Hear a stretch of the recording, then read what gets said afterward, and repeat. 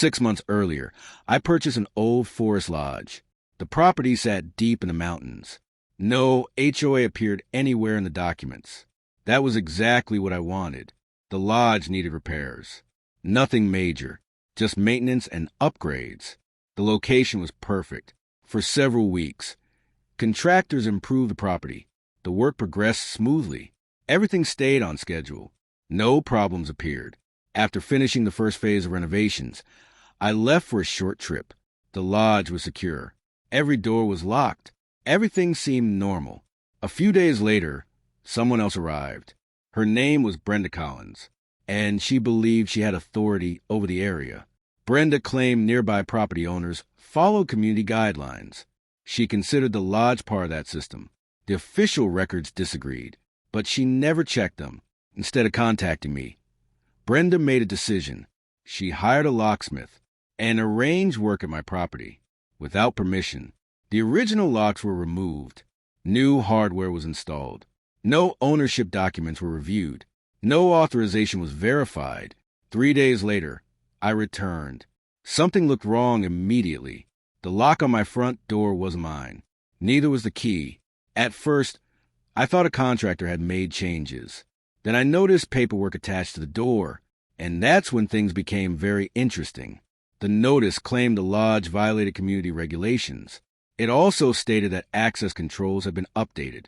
According to the document, I needed HOA approval to enter. That was news to me.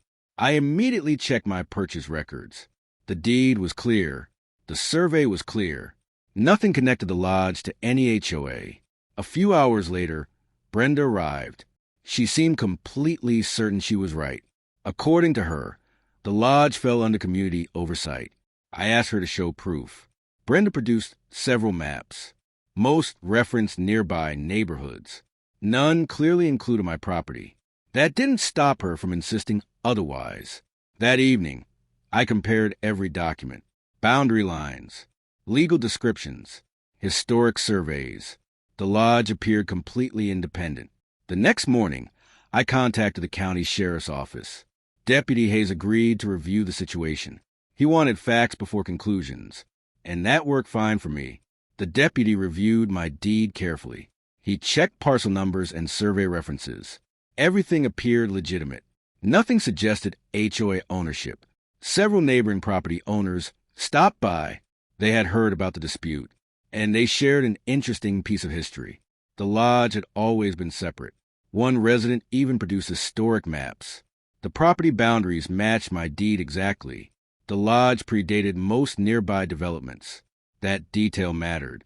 Meanwhile, county officials started reviewing ownership records. The investigation stretched back decades. Every transfer was examined. Every boundary was verified. Brenda called an emergency HOA meeting. She argued that the lodge benefited from nearby community services. Several board members seemed uncertain. The evidence wasn't convincing. To remove any doubt, the county ordered a survey review. Professional surveyors arrived with GPS equipment. The results would settle the question, one way or another. The survey team spent 2 days verifying boundaries. Historic records matched modern measurements. The property lines were remarkably consistent. No surprises appeared. When the survey report arrived, Deputy Hayes reviewed immediately. The findings were straightforward. The lodge sat entirely outside HOA jurisdiction, and always had. By the end of the week, the facts were clear. The HOA had no authority over my lodge. The lock change created a much bigger problem, and Brenda was about to discover that. The county released its final determination the following week. The survey, deed records, and ownership history all agreed.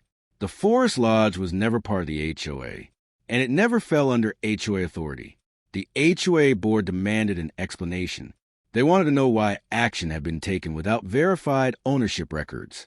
Several members were visibly frustrated, and Brenda suddenly found herself answering difficult questions.